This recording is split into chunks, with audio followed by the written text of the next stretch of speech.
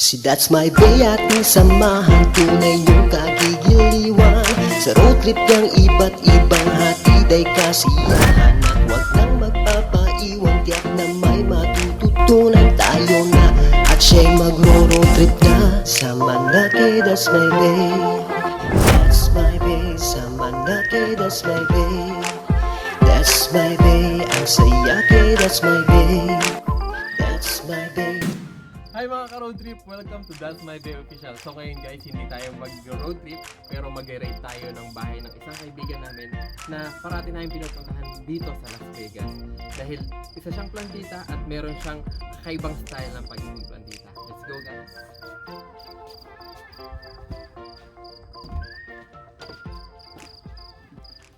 So yun guys, ito. Marami siyang mga halaman. Ayan.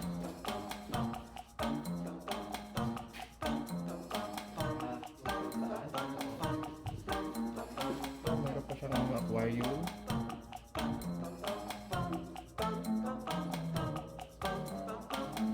Dito.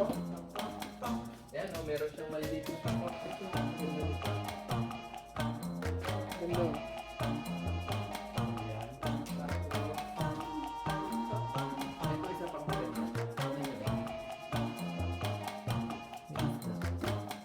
Talagang buhay na buhay yung halaman niya. Wow! Ito, sa living room niya.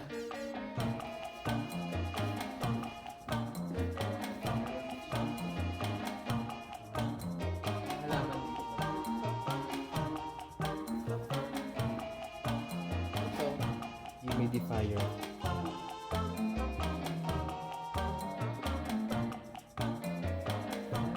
Ayan, nakita niya. Puntahan natin.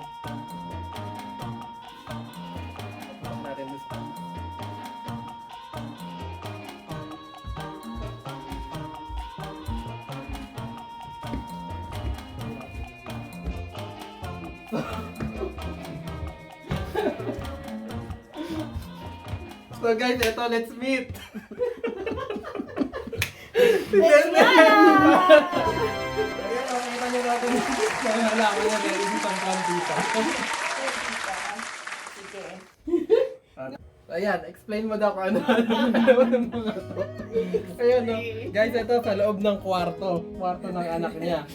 Pero makikita niyo ang daming halaman. Oo, kasi wala ng lugar. So ayan, bakit may ganito? Para sa moisture.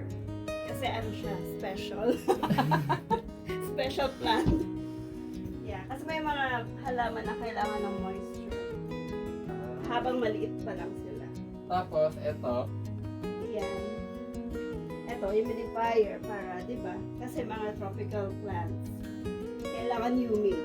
Eh, sa Las Vegas, very dry.